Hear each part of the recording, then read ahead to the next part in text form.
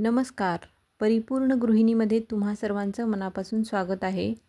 आज आपण बनवतोय तिखट मिठाचे लिंबाचे लोणचे आणि हे चवीला खूपच जबरदस्त आहेत आणि याची प्रोसिजर तर अगदी सोपी आहे. चला तर मग लिंबाचे लोणचे कसे बनवायचे ते पाहूया. इथे मी एक कोरडे बाउल घेतले आहे.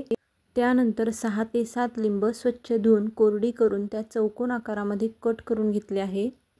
तर 2 वाट्या लिंबाच्या फोडी मी घेतल्या आहे. यातील लिंबाच्या ज्या बिया आहेत ते देखील मी काढून टाकले आहे.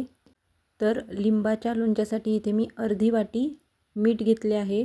तर मीठ आपल्याला लोणच्यासाठी थोडं जास्तच लागतं आणि छान असं आपण हे मिक्स करून घेऊया. सर्व लिंबाच्या फोडींना मीठ हे छान असं लागलं पाहिजे. तर 15 मिनिटासाठी आपण हे झाकून ठेवायचं आहे. तर आता 15 मिनिटे झालेली आहेत. हे पहा, छान मीठ आता हे लिंबामध्ये मुरलेलं आहे. इथे मी दुसऱ्या लिंबाचे अर्धी वाटी रस काढून घेतले आहे आणि 1 चमचा ओबडधोबड काढून घेतलेला लसूण घेतला आहे. तर ते यामध्ये टाकायचं आहे आणि छान असं परत एकदा मिक्स करून घेऊ. आपल्याला रसरशीत लिंबाचे लोणचे हवे असेल तर अशा पद्धतीने तुम्ही लिंबाचे रस देखील टाकू शकता. त्यानंतर 1.5 चमचा हळद पावडर टाकली आहे आणि हे सर्व एकत्र मिक्स करून घेऊ. आणि इथे मी 3 चमचे लाल तिखट पावडर घेतली आहे. तुमच्या आवडीनुसार तुम्ही थोडंसं लाल तिखट कमी जास्त करू शकता.